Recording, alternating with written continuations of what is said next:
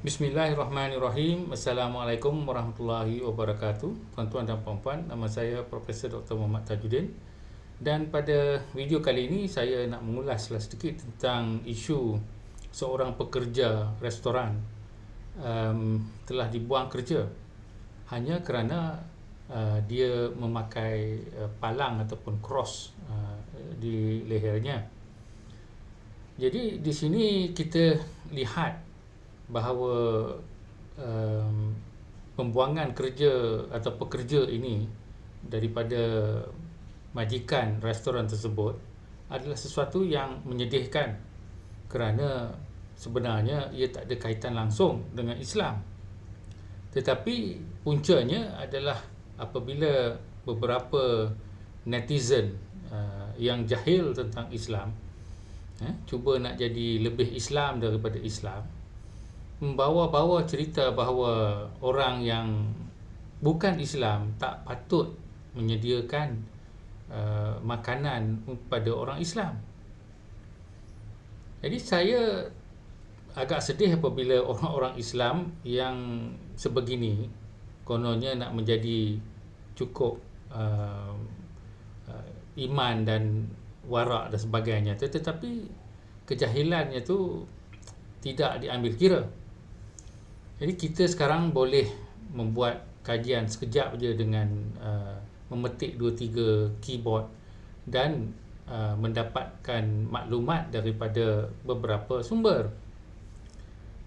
Saya pasti bahawa restoran tersebut bertindak demikian kerana takut diboikot, sebab kita lihat bagaimana teruknya McDonald dan tempat-tempat lain diboikot oleh orang-orang Melayu hanya kerana ada beberapa influencer yang tak ada ilmu banyak pun di dalam Islam, tetapi dapat mempengaruhi ramai ratusan ribu orang untuk tidak pergi makan di tempat McDonald dan membuatkan pekerja-pekerja di situ terancam dari sudut sumber pendapatan mereka.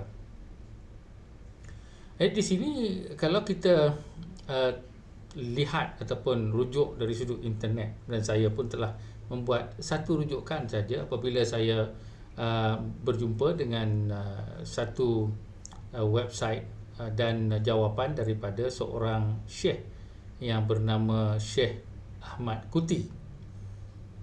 Jadi syekh tersebut telah memberi jawapan kepada soalan yang sama juga, bolehkah orang Islam memakan makanan yang disediakan oleh orang bukan Islam. Jadi Syekh Ahmad Kuti ini adalah seorang ulama di Amerika Syarikat, tetapi beliau menjadi imam di Toronto, Kanada. Jadi tuan-tuan boleh lihat sendiri maklumat daripada Wikipedia, kita mudah saja boleh dapatkan. Walau ada yang kata ini orang Amerika dia mazhab lain, kita mazhab lain, itu terpulanglah pada tuan-tuan. Tapi saya nak bagi tahu yang saya sendiri duduk 6 tahun di Amerika Syarikat dan 3 tahun di Scotland sewaktu saya mempelajari seni bina peringkat sarjana dan sarjana muda, serta juga di Scotland Doktor Falsafah. Jadi di sana tak pernah timbul di antara kalangan orang Melayu sama ada orang bukan Islam boleh menyediakan makanan atau tidak. Kita makan semua makanan dekat McDonald, dekat Hardee's, dekat Pizza Hut dan sebagainya, tak ada masalah, sebab apabila dirujuk kepada ulama-ulama seperti Syekh Kuti, itu tidak ada menjadi masalah. Cuma ada juga beberapa orang Islam, orang Melayu yang mahukan daging halal dan sebagainya, maka mereka pun boleh mendapatkan daging halal daripada beberapa tempat. Jadi di sini kita lihat Syekh Ahmad Kuti telah mengatakan bahawa di dalam Islam tidak menjadi masalah kepada orang-orang bukan Islam untuk menyediakan makanan. Malahan dikatakan di situ juga bahawa Rasulullah SAW makan makanan yang disediakan oleh orang-orang bukan Islam. Yang dia tak makan adalah apa yang dikatakan di dalam Al-Quran tentang makanan-makanan yang haram, tetapi bukan kepada orang-orang yang menyediakan makanan. Inilah menjadi penyakit di dalam masyarakat kita, orang-orang Melayu, yang kononnya nak jadi lebih Islam daripada Nabi mungkin. Jadi mereka membawa-bawa benda, contohnya yang ini tak boleh, maka yang pegang ni pun tak boleh, yang ini pun tak boleh, semuanya tak boleh. Jadi aspek-aspek seperti nilai toleransi, nilai inklusif, nilai untuk bersama-sama menjayakan masyarakat dan sebagainya, semua tu diketepikan. Sebab dah diajar bahawa yang penting makan. Makan tu penting. Kalau dah masuk jadi darah daging benda haram, itu naratif yang dibawa. Saya tak faham lah yang orang-orang Islam ni dia nak pergi luar negeri ke tidak. Saya pasti ramai di antara orang-orang Melayu ni yang dah ada duit, dah pernah pergi Thailand, dah pernah pergi UK, dah pernah pergi Australia dan sebagainya. Maka macam mana nak hidup kalau dengan pandangan yang sedemikian? Jadi kita pun dah dapat satu pandangan daripada Mufti Pulau Pinang yang mengatakan bahawa ini pun bukan daripada Islam. Tak ada masalah orang bukan Islam untuk menyediakan makanan. Jadi kenapalah membawa-bawa isu ini di dalam internet? Tuan-tuan, satu petua yang tuan-tuan perlu adalah kalau tuan-tuan was-was pada sesuatu dan tidak ada maklumat di tangan, maka janganlah makan atau janganlah guna. Tapi janganlah pergi panggil ataupun pengaruh orang lain, kata dalam subscriber ada 50,000, kata saya tak mau makan kat sini sebab kamu tak nak makan, sudahlah. Jadi kita tak boleh bertindak sedemikian walaupun niat kita kononnya baik. Tapi yang peliknya tu kita tak semak kita punya ilmu tu. Jadi kita kata ilmu saya takat ni, tak apalah kalau salah pun dapat pahala kot. Jadi macam ni susahlah juga. Jadi di dalam dunia internet ini bahaya.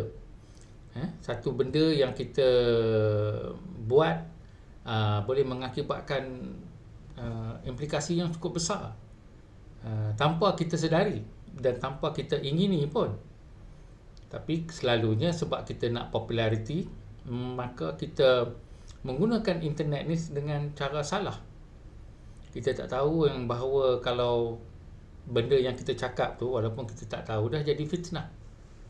Fitnah bahawa orang yang bukan Islam tidak boleh menyediakan makanan. Jadi kalau was-was, praktis untuk diri sendiri, jangan cuba pengaruh orang lain. Kalau nak tahan anak-anak bini makan, tak apalah, itu terpulang pada kita. Jadi di sini kita hendak faham bahawa sebagai orang Islam ni kita harus mempunyai ilmu, dan ilmu ini sebanyaknya untuk diri kita. Hanya apabila kita sudah yakin ilmu tu sudah tinggi, maka bolehlah kalau kita nak mempengaruhi orang lain. Dan kalau kita hendak praktis juga hubungan dengan orang bukan Islam, yang mana apabila kita panjang-panjangkan isu, contohnya adalah tak boleh siapkan makanan, maka dia punya baju-baju yang kotor pun tak boleh masuk laundry kita, seperti isu laundromat dulu dekat Johor yang mana telah ditegur oleh Sultan Johor, sehingga baginda mengatakan kalau macam tu baik duduk dalam gua je lah. Jadi memang betul kata tuanku, maka kalau kita dengan cetek ilmu duduk bawah tempurung, memang macam orang Melayu kata, duduklah bawah tempurung, seperti katak di bawah tempurung. Ada yang kata bahawa kita nak menjaga agama kita, betul, tapi menjaga dengan ilmu, bukan menjaga dengan semuanya was-was. Jadi bila was-was, kadang-kadang tu nak kena tanya doktor, ni ubat ni walaupun bagus tapi ada unsur-unsur khinzir ke apa ke dan sebagainya. Saya pernah ditanya soalan oleh seorang doktor. Saya kata, kenapa doktor tanya soalan ni? Dia kata, ada orang tanya. Saya nak tahu ubat mana yang lebih baik untuk diri saya dari sudut kesan dia. Dia kata ubat sekian lah yang dikatakan ada khinzir dan sebagainya. Saya kata saya bagi yang itulah, sebab saya pasti yang diharamkan itu adalah pemakanan. Jadi dari sudut perubatan dan sebagainya, bagi saya tidak menjadi masalah. Sama juga dengan orang-orang doktor yang saya pergi yang mana bukan Islam. Jadi saya rasa tidak ada masalah. Jadi tuan-tuan, saya nak akhiri dengan satu peringatan bahawa kalau kita membuat Islam sebegini, jadi kita akan menyiksa diri kita sendiri apabila kita tidak mempunyai hubungan baik dengan semua orang. Jadi kalau kita keluar negeri, kadang-kadang kita pula kata tak apa, yang ini apa dikatakan darurat, maka bolehlah buat semua-semua. Tapi bila masuk Malaysia, ni tak boleh, tu tak boleh, ni tak boleh, tu tak boleh. Yang ni boykot, tu boykot, ni semua boykot. Yang kita guna barang-barang internet dan sebagainya, telefon, tak nak pula boykot. Sebab apa? Sebab yang tu kita nak guna. Boleh pula dia guna, walaupun teknologi tu datang daripada orang bukan Islam kebanyakannya. Jadi kita kalau nak jadi Islam, belajar ilmu tu baik-baik, dan yang pentingnya adalah tumbuhkan nilai. Dan kalau ada apa-apa was-was, kita simpan untuk diri kita, praktis diri kita, sehingga kita dah jelas, sejelas-jelasnya. Maka kalau kita nak share tu tak apa, ini adalah niat kita. Jadi jangan jumpa saja terus posting. Jadi ini menjadikan kita satu masyarakat yang terkoyak, yang telah koyak rabak. Fabrik ataupun hubungan antara kaum dan juga antara agama akan menjadi rosak. Maka susahlah nanti kita nak bekerjasama untuk membina ekonomi, untuk membina persekitaran, untuk membina harmoni dalam masyarakat. Semua tu jadi susah. Kononnya sebab kita ni orang Islam, nak lebih sikit. Tak apalah kalau nak menjadi kuat dari sudut iman dan sebagainya, tak ada masalah. Tapi kena timba ilmu, kena banyak bertanya, kena banyak tanya, kena banyak membuat research atau penyelidikan. Jadi jangan orang kata apa, fikir dengan emosi dan juga menginginkan populariti. Jadi di sini saya akhiri dengan pesanan sedemikian bahawa Islam itu adalah rahmat untuk semua manusia, bukan menyusahkan semua manusia. Kalau kita menyusahkan semua manusia dari perkara-perkara yang kita sendiri pun jahil, maka itu mungkin mendatangkan dosa kepada kita sendiri, yang apabila kita sebar luaskan menjadi berapa kali ganda yang kita nak kena minta maaf. Ingat, orang Islam kalau dia berdosa pada orang lain, dia kena minta maaf. Kalau curi duit tu kena bagi, kalau dengan perkataan tu kita kena minta maaf. Jadi kalau kita tak minta maaf, maka benda tu berhutang sehingga di akhirat, walaupun dengan orang bukan Islam. Jadi sekian saja. Terima kasih. Assalamualaikum warahmatullahi wabarakatuh.